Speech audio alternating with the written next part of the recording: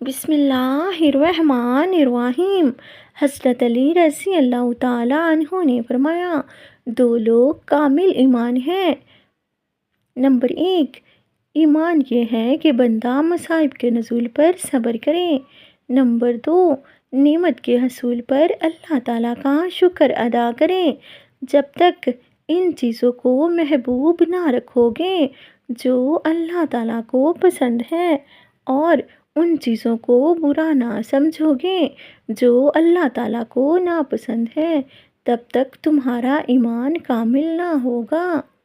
موت قبول کر لو لیکن ذلت گوارا نہ کرو، تھوڑے پر گزارا کر لو مگر دستے سوال نہ پھیلاؤ۔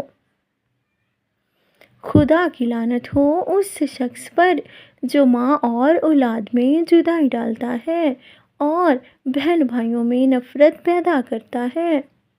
درخت اپنا پھل خود نہیں کھاتے، دریا خود اپنا پانی نہیں پیتے، کیونکہ دوسروں کے لیے جینا ہی اصل زندگی ہے۔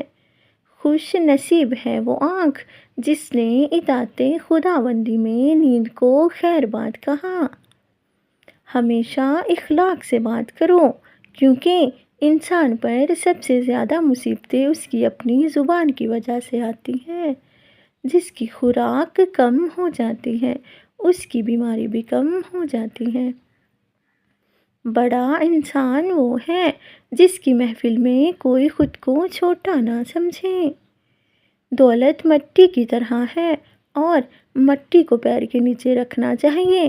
اگر سر پر چڑھاؤ گے تو قبر بن جائے گی۔ قبر زندہ لوگوں کے لیے نہیں ہوتی۔ عقل مند وہ ہے جو اپنی زبان کو غیبت سے بچائے، اور مومن وہ جس کا دل شک سے پاک ہو۔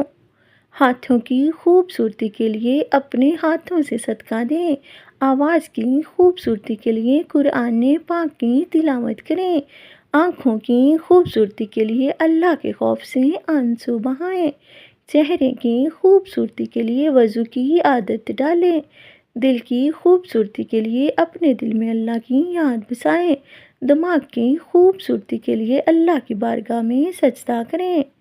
اخلاق ایک دکان ہے اور زبان اس کا تالا ہے۔ تالا کھلتا ہے تو معلوم ہوتا ہے کہ دکان سونے کی ہے یا کوئلے کی۔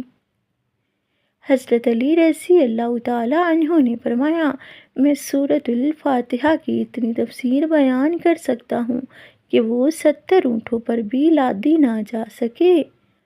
جو شخص عقل رکھتا ہے وہ اکثر خاموش رہتا ہے۔ خاموشی فکر کی کھیتی ہے اور دل میں کھوٹ رکھنا برائی کا بیج ہے۔ فرصت کے اوقات بادل کی طرح جلدی گزر جاتے ہیں۔